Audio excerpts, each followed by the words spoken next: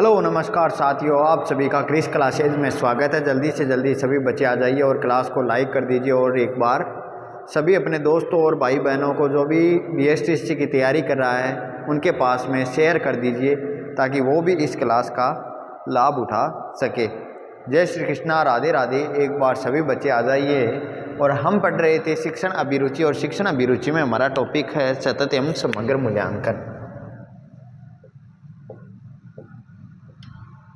सतत एवं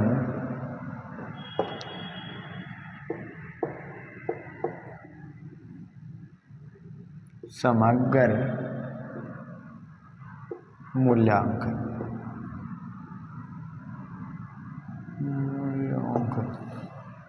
सतत एवं समग्र मूल्यांकन कि कल हमने सतत क्या होता है, समग्र क्या होता है, मूल्यांकन क्या होता है, इनके सब के बारे में हमने पढ़ लिया था, कल चर्चा कर ली थी।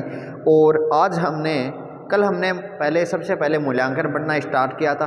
तो मूल्यांकन का क्या अर्थ होता है, क्या उसकी परिभाषा होती है, परिभाषाएं किन किन मनोवैज्ञानिकों ने क्या क्या परिभाषाएं दी है, और हमने कल मूल्यांकन के सोपान पढ़ लिए थे। इतने यहाँ तक हम पहुँच चुके थे सतत एवं समग्र मूल्यांकन वाले टॉपिक में।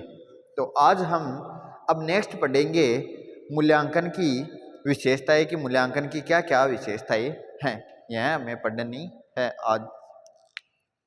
ये नेक्स्ट पॉइंट है हमारा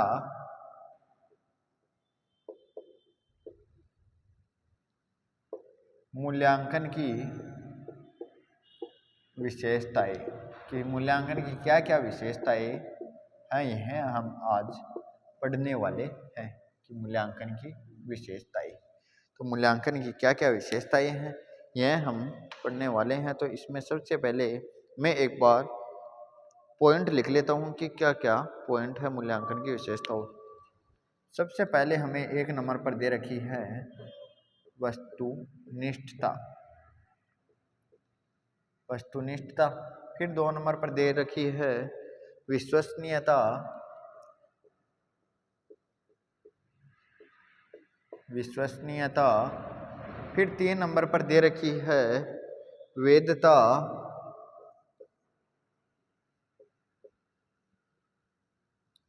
फिर 4 नंबर पर दे रखी है विभेदकारिता। इन सब के बारे में हम पढ़ेंगे। एक बार मैं इनको लिख लेता हूं कि ये क्या क्या होती है, कि मूल्यांकन की क्या क्या विशेषताएं हैं। विभेदकारिता, फिर है व्यापकता। फिर हम एक एक शब्द को समझेंगे कि किस किस शब्द का क्या क्या अर्थ है। व्यापकता। फिर है व्यवहारिकता एवं मितव्ययता। व्यवहारिकता एवं मितव्ययता। मितव्ययता। फिर है नेक्स्ट स्पष्टता। और फिर है मानक स्तर। यह है मूल्यांकन की विशेषताएं, कि मूल्यांकन की क्या क्या विशेषताएं होती है। इन विशेषताओं के बारे में हम एक एक के बारे में पढ़ते हैं। एक बार आप दोबारा पुनः इन्हें पढ़ लीजिए ताकि आपको यह नाम सबसे पहले आपने सब लोगों ने सुन रखा है। मैं एक बार क्लास को भी देख लेता हूं कि बराबर चल रही है या नहीं। आप सबने इन नामों को सुन रखा है और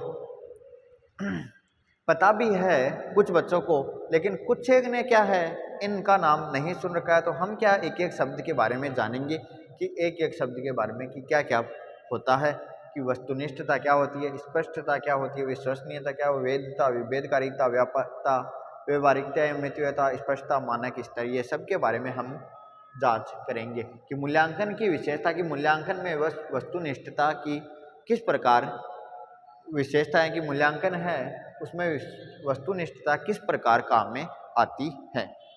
तो मूल्यांकन में सबसे पहले है वस्तुनिष्ठता।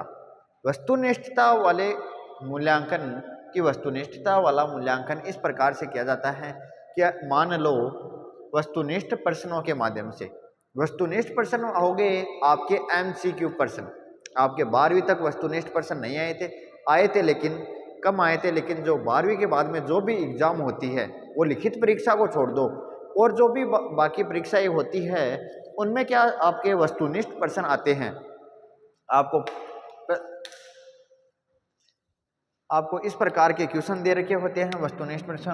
पहले क्वेश्चन दे दिया, फिर आपके ऑप्शन आता है 1, 2, 3 और 4। फिर इन चारों क्वेश्चनों में से आपको आंसर देना होता है। तो यह होती है वस्तुनिष्ठ परीक्षा या वस्तुनिष्ठता। इनके जब आपको एग्जाम में आपका क्या किया जाता है, वस्तुनिष्ठ प्रश्नों के माध्यम से या MCQ के माध्यम से मूल्यांकन ही किया जाता है।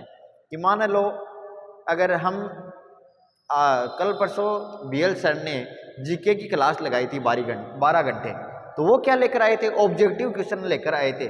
इसको ऑब्जेक्टिव क्वेश्चन भी बोलते हैं, MCQ क्वेश्चन भी बोलते हैं। कि वो MCQ क्वेश्चन लेकर आए थे, उनमें बस क्वेश्चन आता है, फिर 4 ऑप्शन आते हैं। उन चारों ऑप्शनों में से आपको एक ऑप्शन चुनना होता है, वो ही उसका आंसर होता है।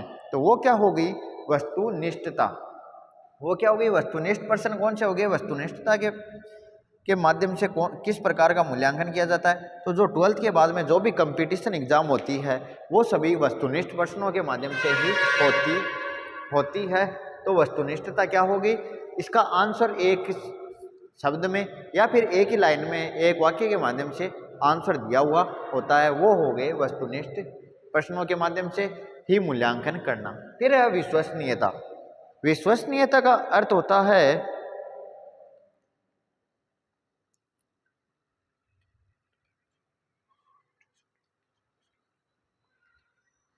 अब मान लो जिस प्रकार के विश्वसनीयता का मतलब ये है कि विश्वसनीयता मान लो आपकी बोर्ड की एग्जाम हो गई, तो बोर्ड में जब आप वार्षिक परीक्षा दोगे तो आपको एक कॉपी दी जाएगी।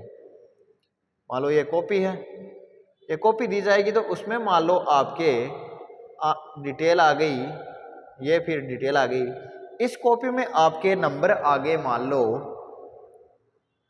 100 में से 75 नंबर आ गए, 100 में से 75 नंबर आ गए। अब मुझे पता है सबके 99 में से अबोव ही हो सब, तुम 75 वाले तो एक भी नहीं हो, लेकिन मान लो 100 में से क्या आ गए, 75 आ गए।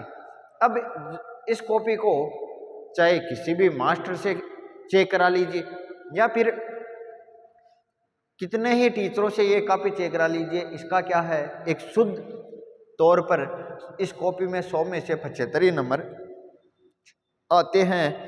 तो इसका मतलब है, विश्वसनीयता का मतलब है कि मैं आपको बता देता हूं कि वह परीक्षण जिसकी जांच कितनी ही बार दोहराई जाए या किसी भी परीक्षक द्वारा की जाए उसके परिणामों में कोई अंतर नहीं होता है। कि इसकी जांच कितने ही परीक्षकों के बाद या कितनी ही बार दोहरा जाए, ये क्या है, एकदम शुद्ध आकलन है। तो विश्वसनीयता में क्या होता है, एक शुद्ध आकलन होता है, चाहे किसी भी परीक्षक को दी जाए या कितनी बार जांच कर ली जाए, उसमें क्या है, एक शुद्धता से मूल्यांकन होता है विश्वसनीयता के अंदर। ये हो गई विश्वसनीयता। फिर है हमारे नेक्स्ट वैधता। कि वैधता क्या होती है। वैधता का है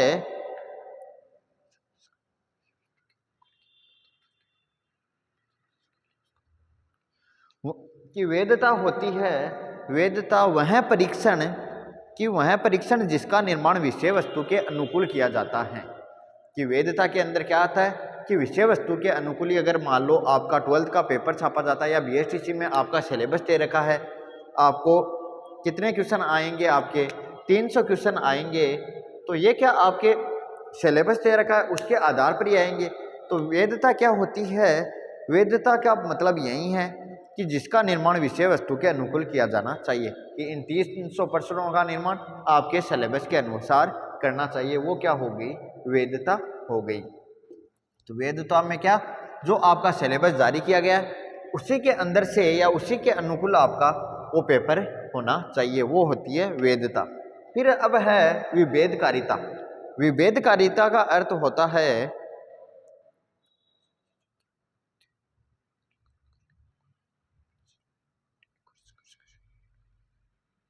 कि विभेदकारिता का मतलब है, इसमें आप विभेद का मतलब कि भेद कैसे होता है, भेद का मतलब ऐसे ही अलग अलग होता है। कि भेद करना, आपको पूछा जाता है कि इसके ये भेद हैं, तो भेद का मतलब क्या होता है? अलग अलग करना। तो अलग अलग करना, तो विभेदकारिता क्या होती है? विभेदकारिता का अर्थ देखिए कि विभेदकारिता वह परीक्षण जिसके माध्यम से आसानी से छात्र विभेदीकरण करके उनको विभिन्न श्रेणियों में वर्गीकृत कर सके।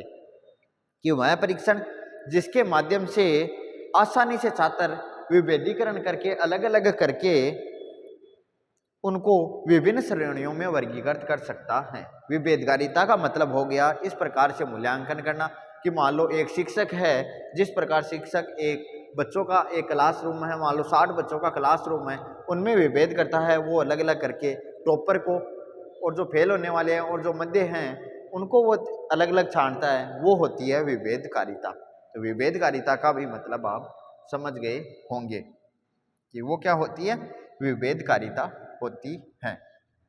फिर होती है व्यापकता, कि व्यापकता क्या होता है।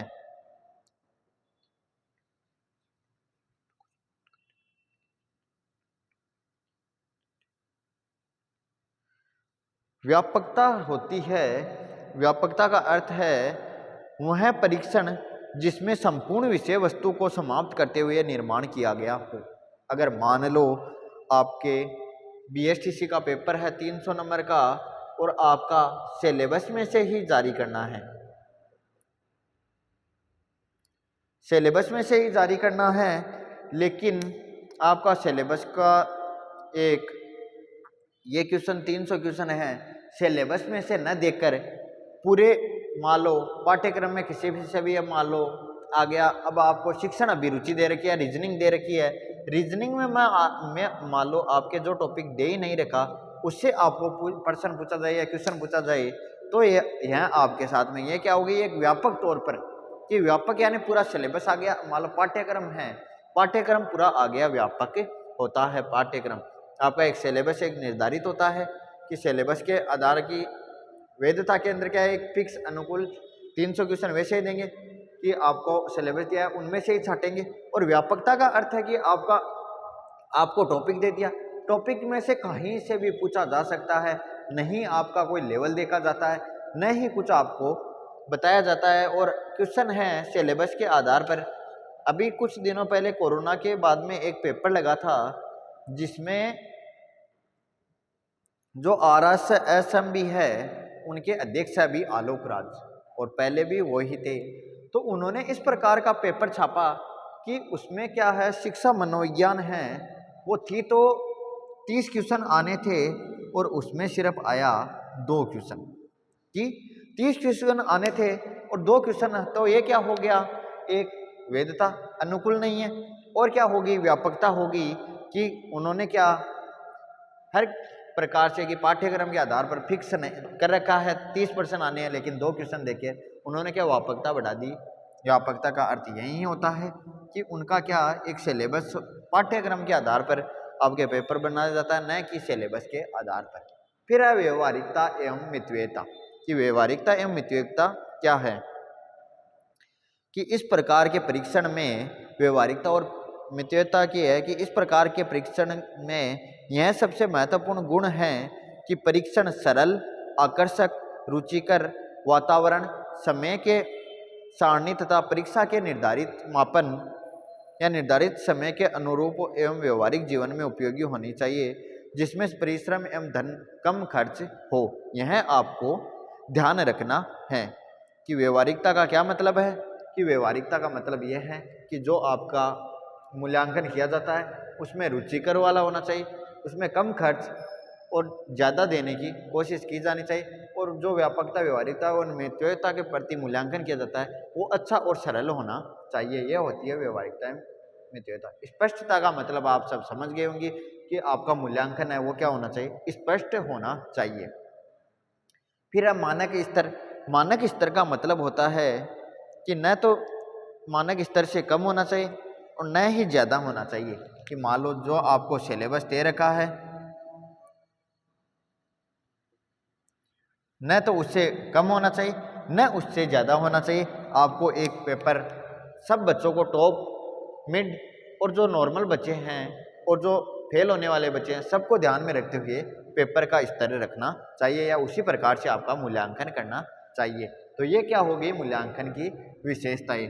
अगर आपको कोई नहीं समझ में आई है तो आप कमेंट कर दीजिए कि वस्तुनिष्ठता, विश्वसनीयता, वैधता, विभेदकारिता, व्यापकता, व्यवहारिकता, मितव्ययता, स्पष्टता, मानक स्तर किस प्रकार के होते हैं। वस्तुनिष्ठ में क्या हो गया, वस्तुनिष्ठ प्रश्न पूछे जाते हैं। विश्वसनीयता में क्या शुद्ध मूल्यांकन किया जाता है। वैधता में स्तर के वो सिलेबस तैयार का उसके अनुकूल पेपर बनाया जाएगा। विभेदकारिता में अलग अलग करके, और व्यापकता में क्या है संपूर्ण पाठ्यक्रम पर उसमें अनुकूल नहीं होता है, विद्यार्थियों के अनुकूल नहीं होता है, वो कहीं भी किसी भी क्वेश्चन।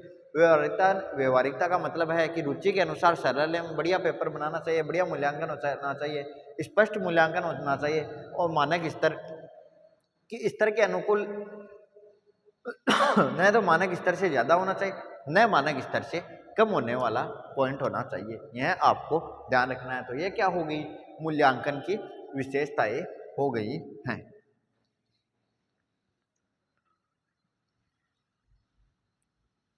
ये क्या मूल्यांकन की विशेषताएं हो गई। अब हम पढ़ेंगे नेक्स्ट पॉइंट। नेक्स्ट पॉइंट हमारा क्या है।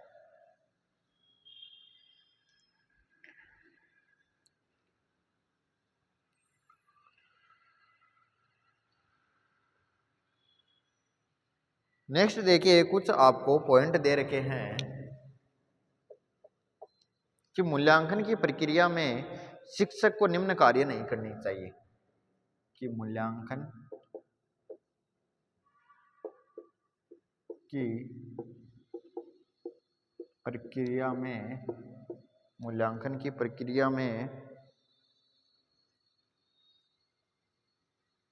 को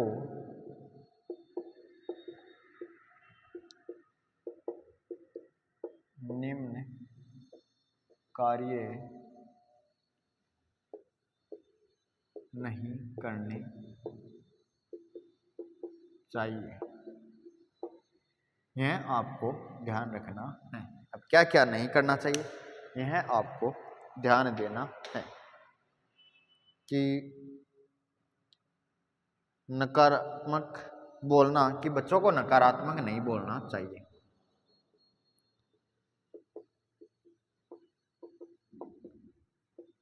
नकारात्मक ज्ञान नहीं देना चाहिए। फिर नेक्स्ट पॉइंट हमें दे रखा है, बच्चों के बीच तुलना नहीं करनी चाहिए। बच्चों के बीच तुलना नहीं करनी चाहिए। यह भी एक शिक्षक को ध्यान रखना चाहिए मूल्यांकन के अंतर्गत, मूल्यांकन करते समय। और विद्यार्थियों को मंद, कमजोर, बुद्धिमान आदि के रूप में वर्गीकरण नहीं करना या अलग नहीं करना चाहिए। विद्यार्थियों को या बच्चों को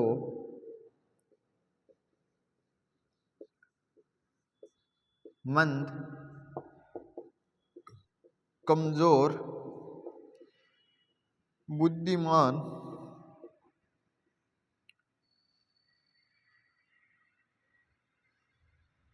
आदि के रूप में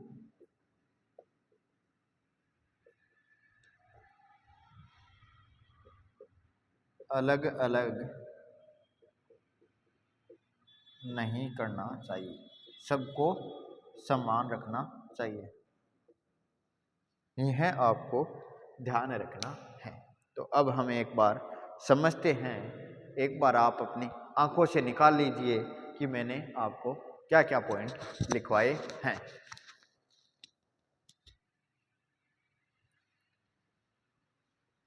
कि मूल्यांकन प्रक्रिया में शिक्षक को निम्न कार्य नहीं करने चाहिए। क्या क्या कार्य नहीं करना चाहिए, कि बच्चों को नकारात्मक ज्ञान नहीं देना चाहिए या नकारात्मक बयान नहीं देना चाहिए, या बच्चों को आपस में लड़ाना नहीं चाहिए। कि शिक्षक ही अगर ऐसा करे कि एक विद्यार्थी को बोल दे कि वो तेरे बारे में ये बोल रहा था, वो तेरे बारे में ये बोलता है, तो ये नकारात्मक बयान एकदम शिक्षक के मन में नहीं आना चाहिए मूल्यांकन के बारे में। बच्चों के बीच तुलना नहीं करनी चाहिए कि वो तो वाह बेटा तू तो होशियार है, लड़कियां तो मैथ में मैथ की मान लो, या फिर ज़्यादातर मैथ का ही उदाहरण देते हैं कि मैथ में लड़के हैं वो होशियार होते हैं और लड़कियां कमज़ोर होती है। ऐसा बिल्कुल नहीं करना चाहिए। एक शिक्षक को सभी के भी सम्मान मानना चाहिए, कभी भी तुलना नहीं करनी चाहिए। यह एक शिक्षक को ध्यान रखना चाहिए। और बच्चों को मंद, कमज़ोर, बुद्धिमान की जो कमज़ोर है वो जो सामान्य है, मंद बुद्धि है और जो बुद्धिमान है, इन सब का अलग अलग ग्रुप नहीं बनाना चाहिए। सबका बस एक ही ग्रुप बनाए, सबको समान लेकर चलना है, उसी क्लास में बैठे रहे, उसी क्लास में एकदम जीरो लेवल से स्टार्ट करके फिर है जो टॉप लेवल के बच्चे हैं उनको उसी कक्षा में सिखाना चाहिए, ताकि अगर कोई बच्चा, अगर मान लो उस क्लास में होशियार बच्चा है, वो अगर क्वेश्चन करेगा तो जो बाकी बच्चे हैं वो भी उस क्वेश्चन का फायदा हो कि इस प्रकार का क्वेश्चन अगर एग्जाम में आए तो वो क्या करना चाहिए या क्या आंसर देना चाहिए। तो वो अगर क्वेश्चन करेंगे कि जो होशियार बच्चे, तो वो जो मंद बुद्धि कमज़ोर बच्चे हैं वो सीखने का प्रयास करेंगे ज़्यादा से ज़्यादा, कि वो सीखेंगे खुद से कि यार हाँ इस प्रकार के क्वेश्चन, क्योंकि जो होशियार है वो तो होशियार होता जाएगा। लेकिन हमें क्या करना है कि एक शिक्षक को मूल्यांकन के माध्यम से जो मंद बुद्धि कमज़ोर बुद्धिमान, जो मंद बुद्धि कमज़ोर और सामान्य बालक है उनको भी क्या है आगे बढ़ाना चाहिए। एक शिक्षक की यही बच्चों के प्रति धारणा रहनी चाहिए। तो ये क्या हो गए, कुछ पॉइंट दे रखे थे कि मूल्यांकन की प्रक्रिया में शिक्षक को निम्न कार्य नहीं करना चाहिए। तो ये इस प्रकार की तुलना और नहीं करनी चाहिए थी एक शिक्षक को।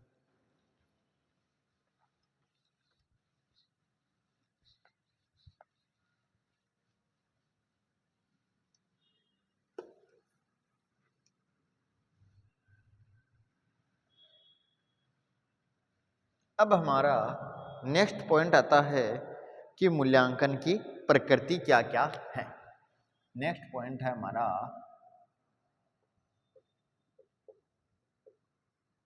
मूल्यांकन की प्रकृति। मूल्यांकन की क्या क्या प्रकृति है वो आपको ध्यान रखना है कि मूल्यांकन क्या है, एक सतत प्रक्रिया है। एक नंबर है कि मूल्यांकन एक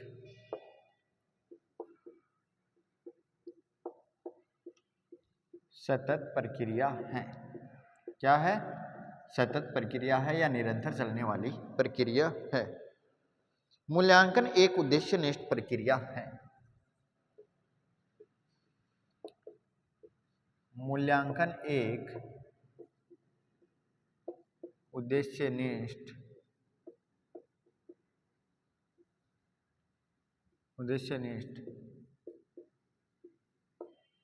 प्रक्रिया है।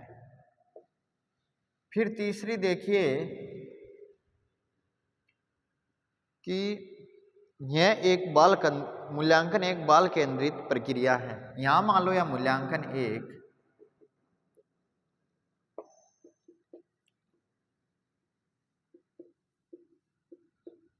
बाल केंद्रित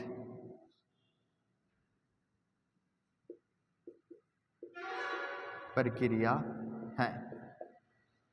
फिर 4 नंबर पर है कि मूल्यांकन एक व्यापक प्रक्रिया है। कि मूल्यांकन क्या है? एक व्यापक प्रक्रिया है। एक व्यापक प्रक्रिया है। फिर हमारा 5वां पॉइंट है कि मूल्यांकन एक निर्णयात्मक प्रक्रिया है।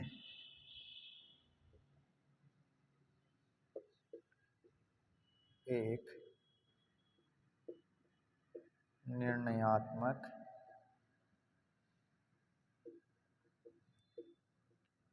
प्रक्रिया है। ये क्या होगी कि मूल्यांकन की प्रकृति क्या क्या है, यह आपको ध्यान रखना है। ये क्या अभी रिकॉर्डेड क्लास चल रही है? रिकॉर्डेड क्लास है, आपको अगर ये लाइव दिख रही है तो ये प्रीमियम क्लास ऑप्शन एक देता है यूट्यूब। ये प्रीमियम चल रही है, इसीलिए मैं आपका जवाब नहीं दे रहा हूँ, क्योंकि ये क्लास मेरी रिकॉर्डेड डाली हुई है, वो फिर बाद में प्रीमियम चल रही है, समय के अनुसार चल रही है। इस कारण कुछ दिन बाद में हम लाइव क्लास लेना स्टार्ट कर देंगे, तो आपको क्या मनोरंजन के साथ में पढ़ाया जाएगा। अभी क्या मैं अब हंसी मजाक करूँ भी तो किसी है क्या मेरे कैमरे के साथ मजाक करूँ कि मजाक करने वाले सामने बच्चे भी तो बैठे होने चाहिए, उन्हीं के को कुछ सुनाऊं, उन्हीं के साथ में कुछ मजाक करूं। तो ऐसा क्या है। और फिर आजकल हर कोई सी भी सोशल मीडिया का ज़माना है, मैं मजाक करूं किसी बच्चे को बुरा लग जाए या फिर कोई एडिट करके कहीं ना कहीं डाल दे तो मैं क्या वायरल हो जाऊं, मुझे क्या वायरल नहीं होना है। इसलिए ऑफलाइन में हम जिस प्रकार मजाक करेंगे ऑफलाइन की अलग बात रहेगी। और ऑनलाइन में क्या है, ऑनलाइन में इतनी आजकल मजाक कर नहीं सकते। अगर आप क्लास में बोर हो रहे हो तो अब क्या कर सकते हैं कि बोर कहानी सुनाऊं, चुटकुले सुनाऊं या फिर कोई शायरिया सुनाऊं। तो कल मैं आपके लिए कुछ शायरिया और लिखकर लेकर आऊँगा, कहानियाँ लेकर आऊँगा, ताकि आपको क्या मनोरंजन के साथ में पढ़ाई हो। अब ऐसे तो है नहीं कि अब तो मेरे साथ में क्या है कि मेरे नोट्स बनाए हुए हैं, नोट्सों के माध्यम से बस मुझे लिखाना भी पड़ता है। पैनल तो है नहीं कि पैनल में तो ये पूरी चीज़ें अगर मैं बताना चाहूँ तो इस टॉपिक को मात्र 2 दिन में कंप्लीट हो जाए, लेकिन मुझे खुद को एक एक पॉइंट लिखना पड़ता है, फिर बच्चों को आपको समझाना पड़ता है। तो फिर क्या धीरे धीरे इनमें क्या टाइम ज़्यादा लगता है। और राइटिंग भी थोड़ी सही नहीं है कि बच्चे सोचते होंगे कि गुरुजी ये क्या लिख रहे हैं। तो आपको समझ में आना चाहिए बस, फिर आप अपने हिसाब से नोट्स बनाते रहना। तो चलो देखिए कि मूल्यांकन की प्रकृति क्या क्या है, कि मूल्यांकन की प्रकृति कैसी कैसी होती है।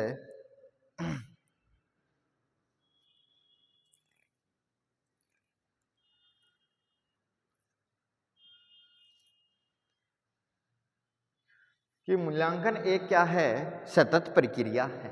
कि मूल्यांकन एक निरंतर चलने वाली प्रक्रिया है। मैंने आपको कल भी बताया था कि सतत का मतलब होता है निरंतर। कि अगर एक शिक्षक होता है वो बच्चों का मूल्यांकन बार बार निरंतर लेता जाएगा तो बच्चों को क्या खुद को पता चलता रहेगा, बच्चों को यह पता चलता रहेगा कि मैं किस स्तर पर हूँ, किस प्रकार मुझे और तैयारी करनी चाहिए, ज़्यादा तैयारी करनी चाहिए या फिर कम तैयारी करनी चाहिए, या फिर जिस प्रकार से चल रही है ठीक है। क्योंकि अगर आपको मान लो आप अभी BSTC का मान लो कोई मॉडल पेपर दे रहे हो या मॉडल पेपर कर रहे हो, तो आपके 600 में से अगर 450 प्लस नंबर आ रहे हैं तो मान लो आप पॉजिटिव हो। अगर 450 से अगर आपके कम नंबर आ रहे हैं, 450 आप लक्ष्य रखो 600 में से 600 का, लेकिन आपके 450 से प्लस कितने भी आओ, चाहे 451, उनको बढ़ाते रहो ज़्यादा से ज़्यादा। लेकिन 450 से अगर कम नंबर आ रहे हैं तो आपकी पढ़ाई में कुछ ना कुछ कमी है। तो आपको क्या करना है, आप टेस्टों के माध्यम से अपना स्तर जान रहे हो कि आपका अगर बराबर निरंतर रोज नहीं तो संडे टू संडे आप अगर टेस्ट देते हो तो आपको क्या खुद को एक अपना लेवल का पता चलता है। तो ये आपको ध्यान रखना है, उस लेवल के हिसाब से ही आपको पढ़ाना है। फिर देखिए कि मूल्यांकन एक उद्देश्यनिष्ठ प्रक्रिया है। कि उद्देश्यनिष्ठ का मतलब कि एक हमारा लक्ष्य है, उस लक्ष्य के तहत ही आप कुछ कार्य करोगे। अगर आपका कोई लक्ष्य नहीं है तो आप खुद भी, अगर आपको भूख लगती है तो ही आप खाना खाओगे। क्योंकि आपको अगर भूख लगी है, आप कहीं मान लो क्रिकेट खेलने चले जाओ या आस पड़ोस के गांव में कहाँ पे कोई क्रिकेट मैच होता है वहाँ पे चला जाओ, आपको बिल्कुल भी भूख नहीं लगेगी। कुछ बच्चे करेंगे कि भूख लग गई, तभी आपको भूख लगेगी अगर आपका रुचि और खेल के प्रति है कि आप खेलने में व्यस्त हो, तब तक आपको भूख नहीं लगेगी। तो क्या है, एक उद्देश्यनिष्ठ प्रक्रिया है। जिस चीज़ के प्रति हमारा उद्देश्य, अगर हमें कुछ, अगर आपको नौकरी लगना है तो आप BSTC की या फिर BSTC आपको करनी है, तभी आपके मन में क्या है कि उद्देश्य रहेगा, तभी आप तैयारी करोगे। अन्यथा कोई BSTC की तैयारी करने नहीं करता है। कि अगर हमें क्या है, हमें हमारा एक शिक्षक का लक्ष्य यही होता है कि बच्चों को ज़्यादा से ज़्यादा पढ़ाया जाए, ज़्यादा से ज़्यादा वो शिक्षित हो, ताकि उनके परिवार में अगर मान लो पीछे की स्थिति खराब हो, लेकिन अगर एक बच्चा भी अगर सरकारी नौकरी लग के अपनी स्थिति सुधार सकता है तो पीछे के जो जितने भी बच्चे हैं या फिर जितनी भी पीढ़ियाँ आती है वो पीढ़ियाँ एकदम सरल और व्यवस्थित तरीके से चल सकती हैं। तो एक अगर बच्चा, अगर एक हमारी शिक्षक का यही है कि पूरे संसार और पूरे हर व्यक्ति को है चेंज होना चाहिए, कि वो धीरे धीरे जो ये लोफर बच्चे और करते हैं इनमें क्या सुधार हो जाए। कि जो आप देख लेना, एक शिक्षक होता है या एक जो शिक्षित फैमिली से एक बच्चा होता है और जो एक जिसके माँ बाप जिस बच्चे पर ध्यान नहीं देता है, उनमें दिन रात का फर्क रहता है। 19-20 का नहीं, 19 और 119 का फर्क रहता है, 100 का अंतर रहता है बीच में। यह आपको ध्यान रखना है। तो आपके क्या मूल्यांकन एक उद्देश्यनिष्ठ प्रक्रिया, एक उद्देश्य पर आधारित है, तभी आपका मूल्यांकन होता है कि वो एक उद्देश्य पर आधारित होता है। मूल्यांकन एक बाल केंद्रित प्रक्रिया है कि अगर एक शिक्षक के द्वारा मूल्यांकन किया जाता है तो वो बाल केंद्रित मूल्यांकन की, बाल केंद्रित का मतलब बालक को सक्रिय मानकर या बालक को एक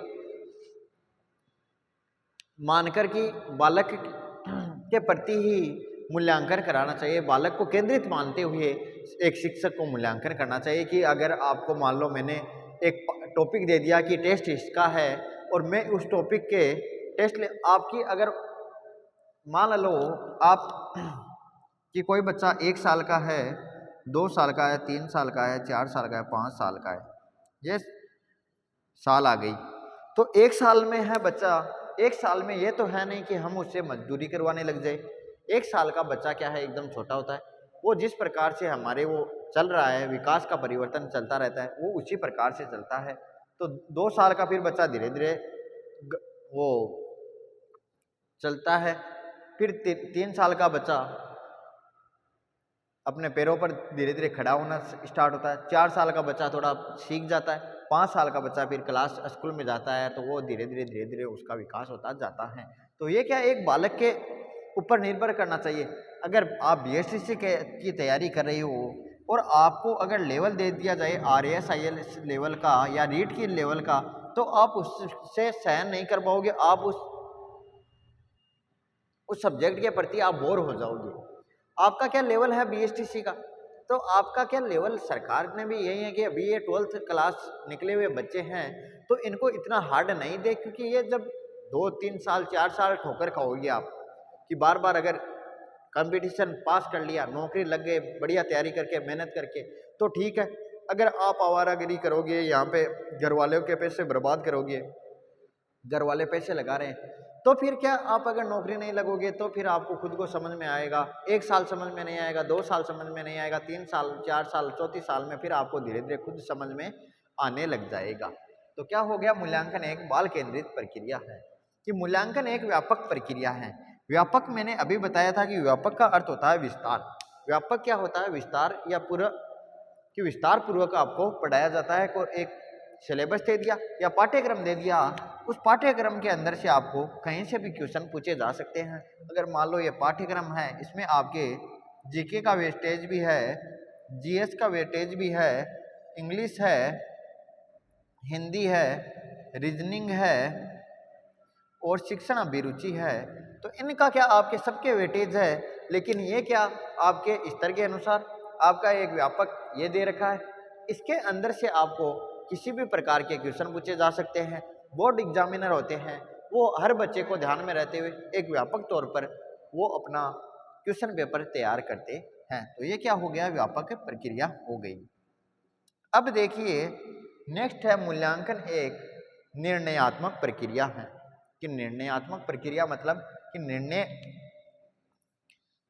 करने वाली कि मूल्यांकन के अनुसार हम निर्णय कर सकते हैं कि वो बच्चा इस लेवल तक है, वो बच्चा इस निर्णय करने में मूल्यांकन के द्वारा एक आसान प्रक्रिया अपना सकते हैं। अगर हम कहीं भी हैं, अगर कहीं भी कंपटीशन में देख लो या फिर 12th क्लास में देख लो, या हम निर्णय करने के लिए एक मूल्यांकन का आजमाते हैं, मूल्यांकन के द्वारा हम निर्णय करने में आसानी रहती है। मूल्यांकन का फिर हमें मूल्यांकन के तौर पर हम निर्णय एकदम आसान और सरल भाषा में निर्णय कर सकते हैं कि ये बच्चा, इसको इस चीज़ की आवश्यकता है, इसको इस चीज़ की, इसे इतना पढ़ाना चाहिए, इसको इस बच्चे पर इतना ध्यान देना चाहिए, यह हमें ध्यान रखना पड़ता है। तो क्या हो गई, मूल्यांकन एक निर्णयात्मक प्रक्रिया हो गई। तो मूल्यांकन की प्रकृति क्या है, मूल्यांकन एक सतत प्रक्रिया, मूल्यांकन एक उद्देश्यनिष्ठ प्रक्रिया, मूल्यांकन एक बाल केंद्रित प्रक्रिया है, मूल्यांकन एक व्यापक प्रक्रिया, मूल्यांकन एक निर्णयात्मक प्रक्रिया है। यह हमें ध्यान रखना है। तो क्या हो गई, मूल्यांकन एक निर्णयात्मक प्रक्रिया है।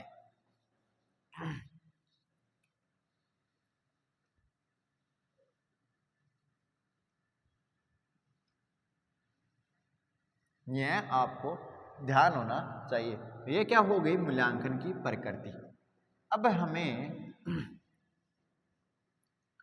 पढ़ना है कि मूल्यांकन के प्रकार क्या क्या है, या मूल्यांकन के प्रकारों के बारे में पढ़ना है कि मूल्यांकन कितने प्रकार के होते हैं, मूल्यांकन के प्रकारों के कौन कौन से कितने प्रकार के होते हैं, यह हमें अब पढ़ना है।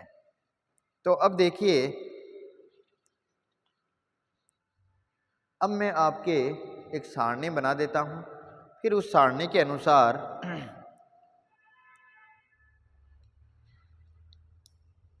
ये मूल्यांकन की के प्रकार या मूल्यांकन की प्रविधियां।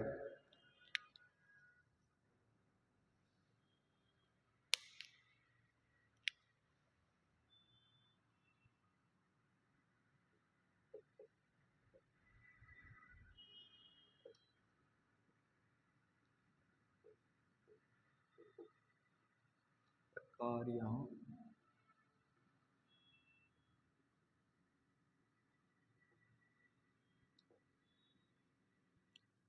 आप सभी को दिख तो रहा है ना बराबर? हाँ, क्योंकि इसके क्या पॉइंट ज़्यादा हैं। तो मूल्यांकन के प्रकार और प्रविधियों में पहले हैं परिमाणात्मक और संख्यात्मक। पहला क्या है, क्या आ गए मूल्यांकन के प्रकार, इसमें दो दे रखे हैं हमें। तो पहला तो है परिमाणात्मक और संख्यात्मक प्रकार। परिमाणात्मक या फिर संख्यात्मक। परिमाणात्मक और संख्यात्मक। इस साइड में है गुणात्मक परिविधियां।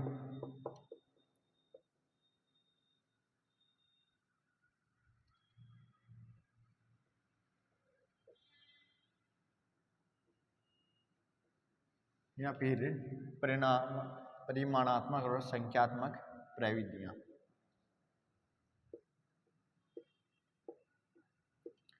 इन्हें क्या दो भागों में बांटा गया है कि मूल्यांकन के प्रकार हैं। एक तो हो गया परिमाणात्मक और संख्यात्मक। परिमाणात्मक क्या नहीं नाम संख्यात्मक है, और दूसरा क्या हो गया गुणात्मक। अब परिमाणात्मक और संख्यात्मक है, इन्हें बांटा गया है तीन भागों में। इन्हें तीन भागों में बांटा गया है। इनका पहला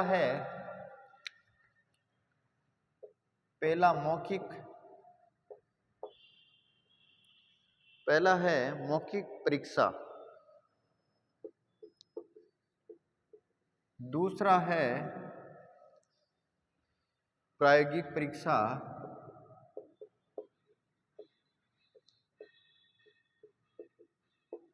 और तीसरा है लिखित परीक्षा। यह लिखित 2 नंबर पर आने वाला था, लेकिन मैंने 3 नंबर पर लिखा है क्योंकि इसके भी और पार्ट हैं। तो लिखित परीक्षा को बांटा गया है 3 भागों में। और लिखित परीक्षा के भाग हैं कि लिखित परीक्षा की क्या क्या है।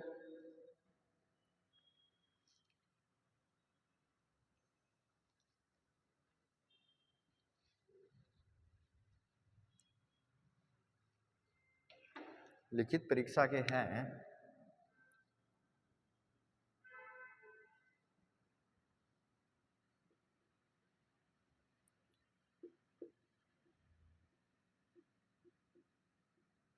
वस्तुनिष्ठ परीक्षा,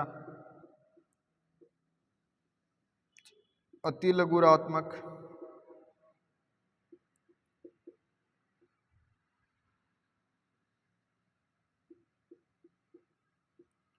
फिर है लघुतरात्मक प्रश्न या लघुतरात्मक परीक्षा,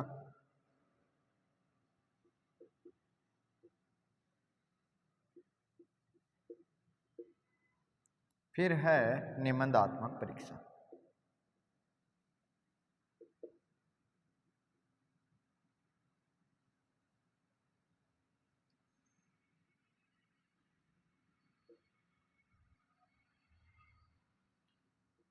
यह आपको ध्यान रखना है। और जो गुणात्मक प्रविधियां हैं, इन्हें बांटा गया है नौ भागों में। पहला है अभिवर्ती मापनी। पहला है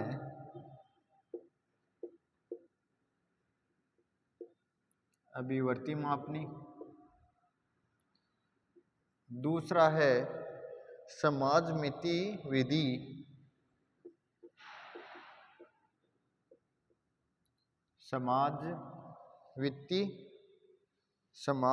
समाजमिति विधि।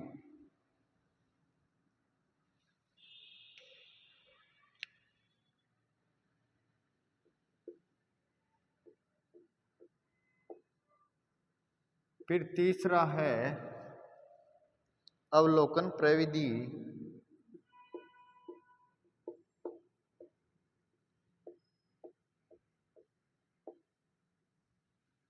फिर चौथी है आकस्मिक निरीक्षण।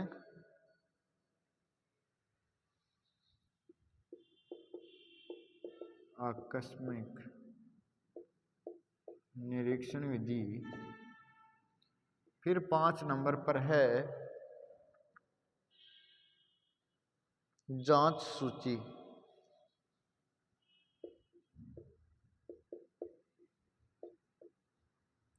फिर 6 नंबर पर है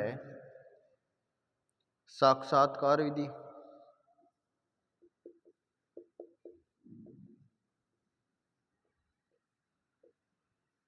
फिर 7 नंबर पर है संचय अभिलेख।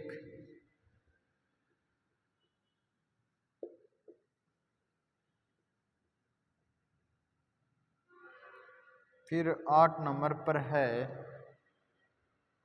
प्रश्नावली विधि।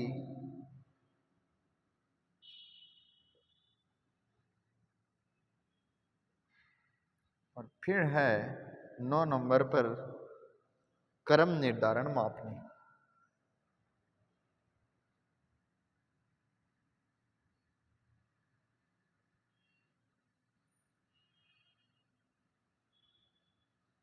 ये आपको ध्यान रखना है कि ये आ गया मूल्यांकन के प्रकार। एक बार मैं देख लेता हूं कि बराबर आपको दिख तो रहा है ना।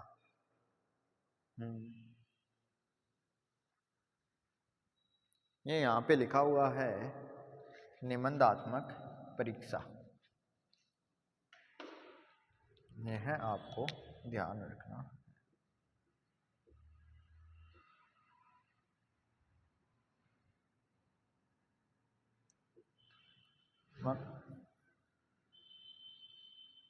अब हम एक एक को पढ़ेंगे और एक एक को जानेंगे कि क्या क्या इनके बारे में क्या क्या होती है। एक बार आप इसका स्क्रीनशॉट ले लीजिए या देख लीजिए ये क्या क्या होती कि मूल्यांकन के प्रकार एवं प्रविधियां। सबसे है पहले है परिमाणात्मक या संख्यात्मक प्रविधियां कि परिमाणात्मक और संख्यात्मक प्रविधियां या प्रकार। तो इसमें देखिए, इसमें आपको मौखिक परीक्षाएं कि आपके पहले चलती थी मौखिक परीक्षाएं चलती थी कि लिखित परीक्षा से पहले आपको 5 या 10 मिनट के लिए मौखिक परीक्षाएं। जिस प्रकार से आप मौखिक परीक्षाओं का आप समझ सकते हो इंटरव्यू में क्या है, अपने उच्चारण किस प्रकार से हम खुल रहे हैं, किस प्रकार से बोल रहे हैं, हमारा रहन सहन, वो सभी चेक किए जाते हैं मौखिक परीक्षा के अंतर्गत कि हमारा उच्चारण स्थान कैसा है, उच्चारण हम किस प्रकार कर सकते हैं इसका। इसके जो मौखिक परीक्षा है इसके प्रतिपादक है सुकरात। यह एक दार्शनिक वैज्ञानिक है जिन्होंने इसके अंदर हमारे पढ़ने की योग्यता, उच्चारण कौशल का क्या है विकास किया जाता है। ये हो गई मौखिक परीक्षा। फिर है प्रायोगिक परीक्षा। प्रायोगिक परीक्षा के अंतर्गत जिस प्रकार मान लो 12th वालों बच्चे के अभी क्या चल रहे हैं प्रैक्टिकल में मान सकते हैं हम। तो उसमें क्या है, प्रयोग के द्वारा जो बाहर से एक्सटर्नल एग्जामिनर आता है उसको क्या प्रयोग करके समझाया जाता है कि इस प्रकार से ये विधियां हैं। जो विज्ञान की लैब होती है उसके अंदर क्रियाएं करके बताई जाती है या फिर प्रयोगों के माध्यम से पढ़ाया जाता है। तो वो क्या हो गई, प्रायोगिक परीक्षाएं हो गई। प्रायोगिक परीक्षा के अंतर्गत क्या है, एक लिखित रूप से उत्तर न देकर प्रोजेक्ट के रूप में कार्य दिए जाते हैं। जिस प्रकार मान लो आपको कि बोल दिया कि सबको कल गांधी जयंती है, तो क्या लगभग बच्चे गांधी जी की तस्वीर बनाकर लेकर आएंगे, या फिर स्वामी विवेकानंद जयंती है तो स्वामी जी विवेकानंद की वो अपने अपने प्रयोग अपनी अपनी कलाकृति दिखा के वो एक प्रयोग के लिखित रूप में ना देकर एक प्रयोग एक प्रायोगिक रूप में कि वो एक चित्र के माध्यम से वो अपना देना कि वो उनके पास में क्या कला है वो अपनी प्रस्तुत करेंगे, तो वो क्या होगी प्रायोगिक परीक्षा। या फिर हम प्रैक्टिकल के माध्यम से बता सकते हैं कि बाहर से एक्सटर्नल एग्जामिनर आता है, उनको क्या है कि वो क्रियाएं करके दिखानी होती है, वो अगर क्रियाएं उनको सही दिखा दें तो वो बढ़िया नंबर देख करके चले जाते हैं। फिर है लिखित परीक्षा। लिखित परीक्षा आप सबकी लिखित परीक्षा ही है कि लिखित परीक्षा अगर मान लो आपकी जो 12th की एग्ज़ाम मान लो 1 से लेकर 12th तक, या फिर कंपटीशन एग्ज़ाम मान लो, या फिर कोई भी मान लो सरकारी कार्यालय हो उनमें एप्लीकेशन लिखना हो, तो वो क्या सभी लिखित परीक्षाओं के अंतर्गत आता है। अब लिखित परीक्षाओं को 4 भागों में बांटा गया है। 4 भाग कौन कौन से? पहला की वस्तुनिष्ठ परीक्षा, अति लघु उत्तरात्मक परीक्षा, लघु उत्तरात्मक परीक्षा और निबंधात्मक परीक्षा। यह सब आप सब ने, मुझे पता है आप सब ने इनको पढ़ रखा है। आपके 12th में क्वेश्चन जो एग्जाम में क्वेश्चन है वो इसी प्रकार आते हैं, और जो बच्चे जिन्होंने कॉलेज कर लिए, बीए करेंगे, बीए मान लो, बीएससी मान लो, कुछ भी मान लो, उनमें क्या है कि बीएससी में तो कम आता है, लेकिन बीए में क्या आता है? वस्तुनिष्ठ परीक्षा, लघुत्तरात्मक और लघु, ये चारों प्रकार के क्वेश्चन पूछे जाते हैं। और आपके 12th में भी इसी प्रकार के। वस्तुनिष्ठ परीक्षा का मतलब वस्तुनिष्ठ परीक्षा हो गई आप जो एग्जाम कंपटीशन एग्जाम दोगे। बीएसटीसी में जो 600 सवाल आए, जो 300 क्वेश्चन आएंगे, वो 300 क्वेश्चनों के क्या पहले क्वेश्चन फिर 4 ऑप्शन दिए हुए आएंगे, तो इनका क्या है एक या तो एक शब्द में उत्तर होगा वस्तुनिष्ठ परीक्षा के अंतर्गत। इन क्वेश्चनों का क्या या तो होगा एक उत्तर, या तो एक वाक्य में या फिर एक शब्द में इनका उत्तर दिया हुआ होगा वस्तुनिष्ठ परीक्षा के अंदर। फिर है दूसरा अति लघुत्तरात्मक परीक्षा। इसके अंदर क्या है? अति लघुत्तरात्मक परीक्षा है, इसमें क्या है एक शब्द के अंदर उत्तर दिया हुआ होता है कि या एक लाइन के अंदर एक स्पष्ट उत्तर दिया होता है कि एक वाक्य के अंदर उत्तर दिया हुआ होता है। यह आपको ये वस्तुनिष्ठ परीक्षा के अंदर तो आपको आंसर साथ में दिया हुआ ही होगा, और जो अति लघुत्तरात्मक परीक्षा है इसके अंदर आपको आंसर खुद को सोचकर या चुनकर लिखना होता है, खुद को सोचना पड़ता है। चुनने वाला काम वस्तुनिष्ठ परीक्षा के अंतर्गत किया जाता है। फिर आगे लघुत्तरात्मक परीक्षा। लघुत्तरात्मक परीक्षा के अंतर्गत वो क्वेश्चन आते हैं जिसमें आपको बोला जाता है कि 40 या 50 शब्दों में इसका क्वेश्चन का आंसर देना है। तो 40 और 50 शब्दों में जो आपको दे रखा है कि मूल्यांकन दे रखा है इसका लघुत्तरात्मक प्रश्न के अंदर, तो आपको बताना है कि साफ और स्पष्ट शब्दों में बताना है कि किस प्रकार आपको मूल्यांकन को समझाना है कि वो आराम से एकदम सरल और श्रेष्ठ शब्दों में आपको मात्र 2-3 लाइनों में आपको आंसर देना है। वो हो जाते हैं लघुत्तरात्मक परीक्षा। क्या होगी? लघुत्तरात्मक परीक्षा। फिर आगे निबंधात्मक परीक्षा। निबंधात्मक परीक्षा में आप जिस प्रकार मान लो कॉलेज के पेपरों में सबसे ज्यादा पन्ने इन्हीं क्वेश्चनों में भरते हो कि निबंधात्मक परीक्षा में क्या होता है, आपको या तो दे रखा होगा 100 लाइनों में या फिर 400 शब्दों में, 400-500 शब्दों में इन क्वेश्चनों का आंसर देना है। ये क्वेश्चन आते हैं लास्ट 2, उनमें से आपको एक करना होता है। तो आप समझ गए होंगे वो होते हैं निबंधात्मक प्रश्न। वस्तुनिष्ठ परीक्षा के अंतर्गत 4 ऑप्शन आते हैं, उनमें से एक चुनना होता है। अति लघुत्तरात्मक प्रश्न में एक शब्द में या एक वाक्य में वो सेम है, लेकिन इसके अंदर आंसर दिए हुए आते हैं, क्वेश्चन के साथ आंसर भी दिए हुए आएंगे जिस प्रकार एमसीक्यू प्रश्न।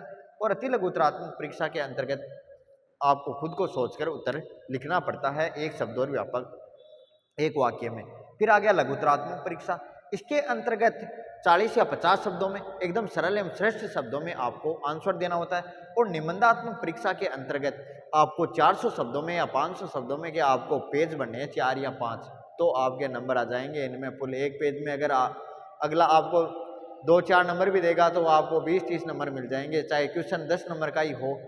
लेकिन आप क्या है, सबसे ज़्यादा जो कॉलेज की एग्ज़ाम होती है उनमें इन्हीं सवालों में पेज भरे जाते हैं, 400 या 500। तो ये क्या हो गया, निबंधात्मक परीक्षा। अब ये तो आप समझ में होंगे कि परिमाणात्मक परीक्षा और संख्यात्मक प्रविधियों के अंतर्गत हमने इन तीनों पॉइंटों के, इस लिखित परीक्षा के 4 और ऑप्शन है, इनको हमने समझ लिया है। अब है गुणात्मक प्रविधियां, कि गुणात्मक प्रविधियों के अंतर्गत कौन कौन सी आते हैं, इनको कितने भागों में बांटा गया है। तो गुणात्मक प्रविधियों के बाद में सबसे पहले है अभिवर्ती मापनी, कि पहले क्या है, अभिवर्ती मापनी। इसको आपको समझना है। अभिवर्ती मापनी के मैं आपको सबसे पहले परिभाषा बोलकर बताऊंगा, फिर आपको समझना है, फिर मैं आपको समझाऊंगा। आपको पहले सुनना है कि अभिवर्ती मापनी क्या होती है। किसी व्यक्ति, स्थान या स्थिति परिस्थिति के बारे में पहले से ही बनाए गए विचार को अभिवर्ती कहते हैं। कि अभिवर्ती किसे कहते हैं, कि किसी व्यक्ति, स्थान या स्थिति परिस्थिति के बारे में पहले से ही बनाए गए विचार। अब मान लो कोई नेता आता है, नेता का मतलब आप अभिवर्ती तैयार करना, कि वो नेता आता है, उसका जो पीए होता है वो एक उसे फाइल देता है, फाइल में जो नेता को बोलना होता है वो उसे लिखकर लाया जाता है, वो लिखकर के देता, लिखा हुआ होता है, वो ही वो बोलकर बताते हैं। अभिवर्ती का मतलब होगा कि जिस प्रकार ब्लूप्रिंट हो गया, आपके मान लो 12th क्लास के, जो 12th क्लास के एग्जाम होते हैं उससे पहले सरकार एक ब्लूप्रिंट तैयार करती है, तो वो क्या है, एक अभिवर्ती तैयार हो गई। जिस प्रकार हम मान लो एप्लीकेशन पढ़ते हैं, तो एप्लीकेशन का एक फॉर्मेट होता है, वो फॉर्मेट ही हम किसी भी प्रकार की एप्लीकेशन हो उसमें हम यूज कर सकते हैं, तो वो क्या एक अभिवर्ती हो गई। अभिवर्ती का मतलब हो गया, अभिवर्ती का कि पहले है, पहले से ही बनाए गए विचार, कि हमें क्या पहले से ही एक मन में, अब आपको बोला जाए कि एप्लीकेशन लिखनी है, चाहे 4 दिन की छुट्टी हो, चाहे मैं बीमार हुआ हूँ, तो आपको एक फॉर्मेट रटा दिया जाता है, कि वो अभिवर्ती वो पहले से ही आपके दिमाग में तैयार सेटअप तैयार किया जाता है, कि आपको चाहे किसी भी प्रकार की एप्लीकेशन पूछी जाए, आपको बस वो फॉर्मेट तो याद रखना ही, इस प्रकार से तो लिखना है ही। तो वो क्या हो गई, अभिवर्ती मापनी हो गई। अब देखिए दूसरी है समाजमिति विधि। समाजमिति विधि के अंतर्गत क्या होता है, देखिए कि समाजमिति विधि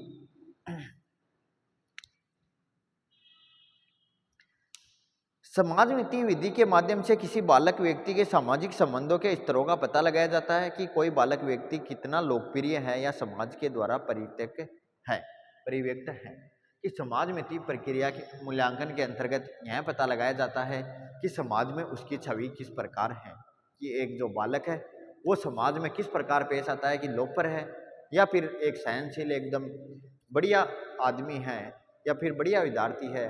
अब मान लो एक क्लास में ही चाहे वो पढ़ाई में कमज़ोर हो लेकिन वो अनुशासन में रहता है, तो सर बोलते हैं कि चाहे क्लास में कोई भी टॉप आए, कितना भी रहो, कि वो बच्चा तो बहुत ही सिंसियर बच्चा है। चाहे वो पढ़ाई में कमज़ोर हो लेकिन वो क्या है, उन्होंने एक टीचर के सामने एक छवि बना रखी है बढ़िया। उसी प्रकार समाजमिति विधि है, इसके अंदर क्या है, समाज के अंदर आपकी क्या छवि बनी हुई है, वो छवि आपको समाजमिति विधि के मूल्यांकन के माध्यम से पता लगाया जाता है। फिर है अवलोकन विधि। अवलोकन परिविधि के अंतर्गत अवलोकन किया जाता है। अवलोकन का मतलब आप समझ लेंगे कि अवलोकन क्या होता है।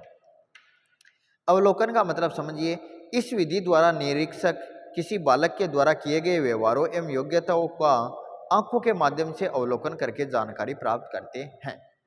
इसमें क्या है कि अवलोकन परिविधि के अंतर्गत क्या है कि मान लो एक क्लास बैठी हुई है पूरी और कोई बच्चा उदास बैठा है, तो वो टीचर क्या है, सामने से खड़ा खड़ा ही अवलोकन कर लेता है कि वो यार बच्चा आज उदास लगा रहा है, तो वो या तो सबके सामने पूछेगा क्लास में, या फिर क्लास पूरी होने के बाद में उस बच्चे से पूछेगा कि आपके क्या परेशानी है, कि अवलोकन कर लेता है। कि मूल्यांकन के अंतर्गत क्या है, अवलोकन कर लिया जाता है। अब कई बार आप फेसबुक या इंस्टाग्राम पर रील्स देखते होंगे, तो रील्स में क्या होता है कि जो इंटरव्यू का वीडियो आता है, इंटरव्यू का वीडियो इस प्रकार आता है कि मान लो बाहर वो 4-5 सोफे पर बैठे हुए हैं और उनमें से फिर उन्हीं में एक जो मालिक होता है वो या बॉस होता है वो बैठा रहता है, वो इंटरव्यू लेने वाला बैठा रहता है। वो क्या कुछ ऐसी हरकतें, नीच हरकतें करता है ताकि वो उसकी मदद कौन कर सकता है, एक गरीब व्यक्ति की मदद कौन कर सकता है, या फिर सब पैसे वाले हैं उसी की तरह एक्ट करते हैं। वो एक ईमानदारी देखता है। तो इसमें क्या है, अवलोकन कर लेता है वो क्या अवलोकन कर लेता है कि किसका नजरिया कैसा है, किस व्यक्ति का समाज के प्रति, गरीब व्यक्ति के प्रति किस प्रकार वो अपना दे सकता है। तो वो क्या हो गई, अवलोकन परिविधि हो गई। अब है नेक्स्ट है आकस्मिक निरीक्षण। अवलोकन का मतलब आपका समझ गए होंगे कि अवलोकन करना, कि अवलोकन के जो मूल्यांकन होता है वो गुणात्मक विधि का अवलोकन प्रविधि के अंतर्गत एक टीचर सामने से खड़ा खड़ा वो बच्चे को देखकर बता सकता है कि उसके दिमाग में क्या चल रहा है, कि वो खुश है या फिर आज उदास क्यों है।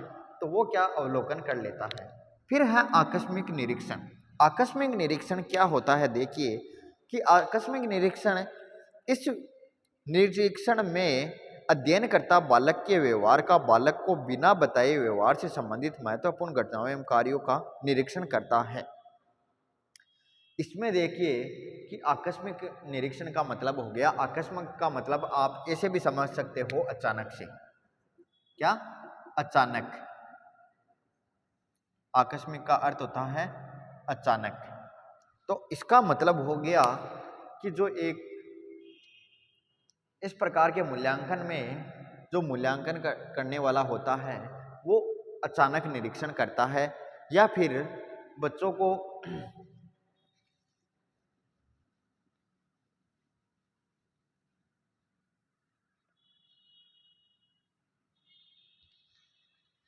आकस्मिक का मतलब हो गया अचानक।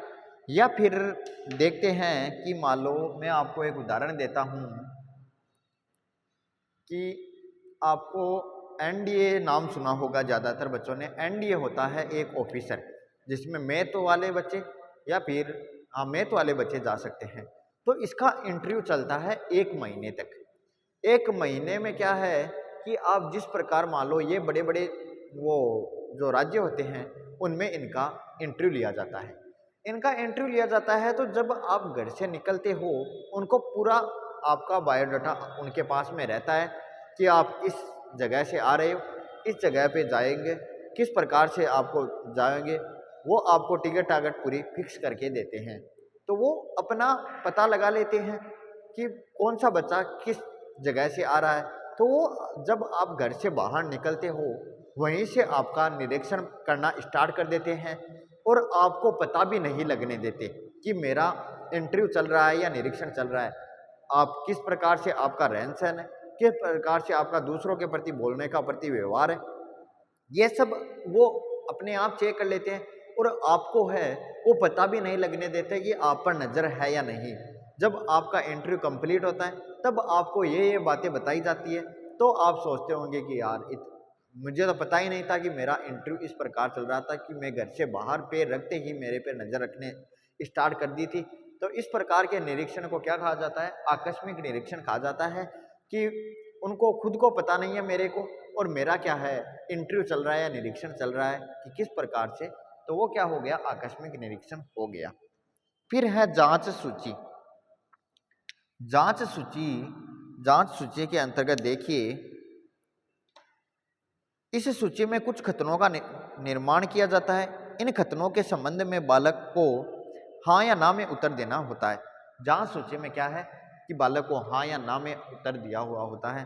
जिस प्रकार मान लो आपको कोर्ट में पेश किया जाए या फिर कहीं थाने में कहीं पे जो हाई लेवल के केस होते हैं उनमें आपको ज़्यादा बोलना नहीं दिया जाता है। सिर्फ आपको वो क्वेश्चन पूछते हैं, वो क्वेश्चनों के माध्यम से सिर्फ आपको हाँ या ना में जवाब देना होता है। वो होती है आपकी जांच सूची। फिर आ गया साक्षात्कार। कि साक्षात्कार विधि क्या है। साक्षात्कार विधि के अंतर्गत देखिए कि साक्षात्कार विधि में क्या है, यह एक मनोवैज्ञानिक विधि है। इसमें मूल्यांकनकर्ता आमने सामने बैठकर तथ्यों का संकलन करता है। कि मान लो ये डाउट सॉल्यूशन मान लो, कि डाउट सॉल्यूशन टेबल मान लो। कि साक्षात्कार विधि के अंदर क्या है, एक शिक्षक और विद्यार्थी है, दोनों आपस में आमने सामने बैठकर, कि मान लो जैसे आपके प्रैक्टिकल वाले आते हैं तो आपको मान लो क्वेश्चन पूछते हैं इंटरव्यू के अंदर, मान लो या प्रैक्टिकल के अंदर, आपने अभी मान लो इंटरव्यू नहीं दिया लेकिन प्रैक्टिकल तो किया है 12th का। 12th वाले प्रैक्टिकल के अंदर वो क्या है, आपको पूछते हैं कुछ आमने सामने, सामने एग्जामिनर और आपके सर बैठे रहते हैं, उस साइड में आप बैठे रहते हो, तो आपको वो क्वेश्चन पूछते हैं। वो क्या हो गया साक्षात्कार, कि टीचर सामने बैठा है, आप उसके आमने सामने बैठे हुए हो दोनों, वो आपको सवाल पूछेगा, आप उसका जवाब दोगे, तो वो क्या हो गया साक्षात्कार मूल्यांकन हो गया, या साक्षात्कार विधि के द्वारा आपका मूल्यांकन करना हो गया। कि साक्षात्कार बैठना, कि मान लो ऑफलाइन क्लास है, कि मैं आपको पढ़ा रहा हूँ, आप मेरे सामने बैठे हो, आपको कोई क्वेश्चन नहीं आया, मैंने पूछा, मैंने बोर्ड पर लिखा है, लेकिन उससे संबंधित कुछ क्वेश्चन पूछना है तो मैं पूरी क्लास को पूछूंगा। तो ये क्या हो गया, एक साक्षात्कार विधि के द्वारा आपका मूल्यांकन हो गया, कि साक्षात्कार एक दूसरे आमने सामने बैठे रहना, वो हो गया साक्षात्कार मूल्यांकन। फिर है हमारा नेक्स्ट संचय अभिलेख, कि संचय अभिलेख क्या होता है। संचय अभिलेख के अंदर देखिए, इसमें विद्यालय में अध्ययनरत प्रत्येक विद्यार्थी से संबंधित संपूर्ण सूचनाओं का क्रमबद्ध एवं नियमित रूप से एकत्रित किया जाता है। बालक की रुचि, योग्यता, शैक्षिक प्रगति, मासिक परीक्षा परिणाम आदि की सूचनाएं एकत्रित की जाती हैं।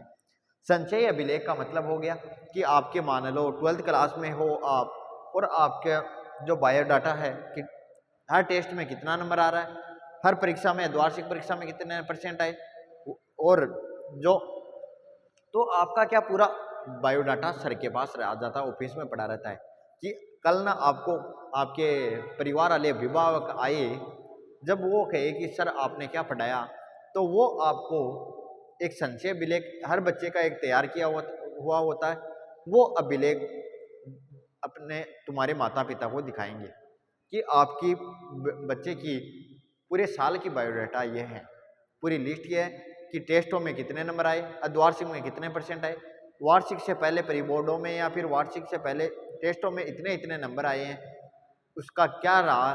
तो कि हमने आपको कॉल भी किया था लेकिन आप हैं कभी स्कूल में आए ही नहीं, अब आप आज बच्चे का आपका रिजल्ट खराब रहा है तो आप आज आए हैं, तो आपका क्या है वो बायोडाटा पूरा ऑफिस के अंदर पड़ा रहता है। अगर आप मान लो कहीं ऑफिस में जॉब करने जाते हो तो आपका इंटरव्यू के अंदर या रिज्यूम, मान लो रिज्यूम के अंदर आपका एक बायोडाटा ही रहता है, जब वो आप अपने जो नौकरी करने जाओगे वहाँ उनको दिखाओगे तो वो क्या है, एक संचय अभिलेख, आपके पूरा डाटा उनके पास में रहता है कि आप किस प्रकार आपकी रुचि है, आपकी बालक की रुचि, योग्यता और शैक्षिक प्रगति, मासिक परीक्षा परिणाम, यह सब एक बायोडाटा के रूप में, एक संचय अभिलेख के रूप में तैयार किए हुए होते हैं। फिर आ गया प्रश्नावली विधि। प्रश्नावली विधि क्या होती है, देखिए कि प्रश्नावली विधि के अंतर्गत क्या होता है, इसमें ऐसे प्रश्नों का समावेश किया जाता है जिसमें सूचनादाता बिना संकोच के उत्तर दे सके। कि प्रश्नावली विधि के अंतर्गत क्या है कि आपको कुछ क्वेश्चन पूछे जाएंगे कि आपका माताजी का, आपके पिताजी का क्या नाम है, आप कौन सी क्लास में पढ़ते हो, आप अभी कहाँ जॉब कर रहे हो, आप पहले कहाँ जॉब करते थे, बिना संकोच वाले क्वेश्चन पूछा जाता है और आप बिना संकोच के उत्तर दे देते हैं। आपको बस सोच पर आधारित ये हो गए प्रश्नावली विधि से संबंधित, कि बिना संकोच के या फिर बिना सोचे आप बस आपको माइंड में जो है वो आपको, मान लो आपको पूछ लिया कुछ भी, आपको आस पड़ोस से संबंधित हो या दैनिक दिनचर्या से जो क्वेश्चन पूछे जाते हैं उनका क्या आप बिना सोचे बिना संकोच के आंसर दे सकते हो, और जो हो पूछने वाला होता है वो आपको बिना संकोच से पूछ सकता है समाज या दैनिक दिनचर्या से, वो हो गई प्रश्नावली विधि। अब नेक्स्ट देखिए कि क्रम निर्धारण मापनी। क्रम निर्धारण मापनी क्या होती है यह आपको देखना है। क्रम निर्धारण मापनी, इसके अंतर्गत क्या है, इस मापनी में कुछ कथन दिए जाते हैं जिसका 3, 5 या 7 बिंदुओं तक सापेक्ष उत्तर देना होता है, जिसके आधार पर बालक की रुचि, योग्यता एवं व्यवहार की जानकारी प्राप्त की जाती है। जिस प्रकार से मान लो आपको पॉइंट दिए हुए हैं, ये गुणात्मक प्रविधियां दी हुई हैं, इसके मान लो आपको 9 प्रकार बताए गए हैं, तो क्रम क्या है निर्धारण, उसी प्रकार आपको एक टॉपिक दे दिया जाएगा, उस टॉपिक के आपको पॉइंट बनाकर लिखने हैं। जिस प्रकार आपको पहले छोटे थे तो आपको बोला जाता था, एक मिनट रुकना,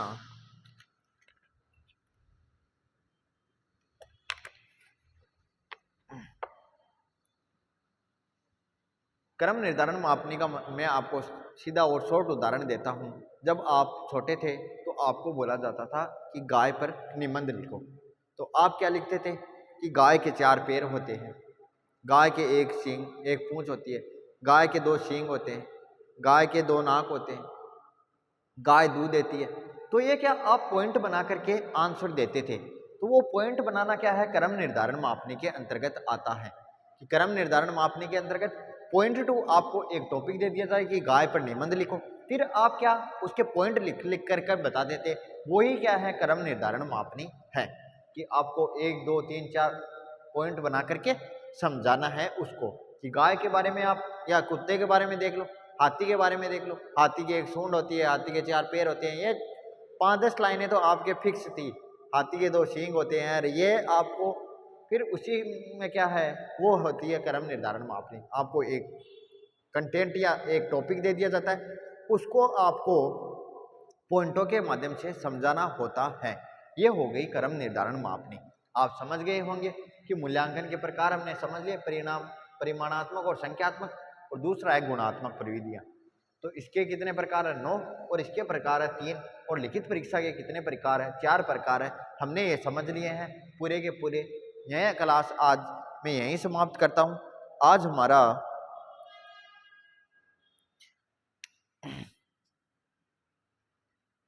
आप अच्छे तरीके से समझ गए होंगे कि मूल्यांकन के प्रकारों को मैंने आपको पूरा समझा दिया है। अब आपको ये एक एक पॉइंट समझ गए होंगे। स्क्रीनशॉट तो नहीं लिया है तो आप इनको लिख लेना क्लास को रोक करके एक बार।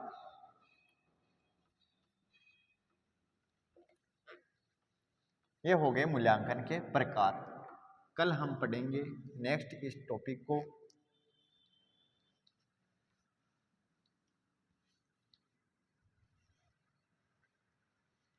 और आज रात शाम को 8 बजे से सुबह 8 बजे तक 12 घंटे शिक्षा मनोविज्ञान की क्लास है। उसमें आपको ये पढ़ाए जाएंगे, मूल्यांकन हो गया, अधिगम का टॉपिक हो गया, और सृजनात्मकता, ये सब पढ़ाए जाएंगे। ये टॉपिक आज बीएल सर के द्वारा पढ़ाए जाएंगे। आज महा मैराथन क्लास है, वो है रीट वालों के लिए कि रीट की परीक्षा आ गई है 17, 18, 19, 20, 21 तारीख को। तो उनकी क्या है, एक महा मैराथन क्लास लगा रहे हैं बीएल सर। तो उसमें आपको सभी को जुड़ना है ताकि आपकी बीएसटीसी के लिए शिक्षण अभिरुचि भी तैयार हो जाए। तो यह आपको ध्यान रखना है। आज की क्लास में आप नहीं जुड़ना भूले, आपको जुड़ना भूलना नहीं है। एक बार क्लास को दोबारा से सभी बच्चे लाइक कर दीजिए। और मैं आज की क्लास यहीं समाप्त करता हूँ। जय हिंद, जय भारत।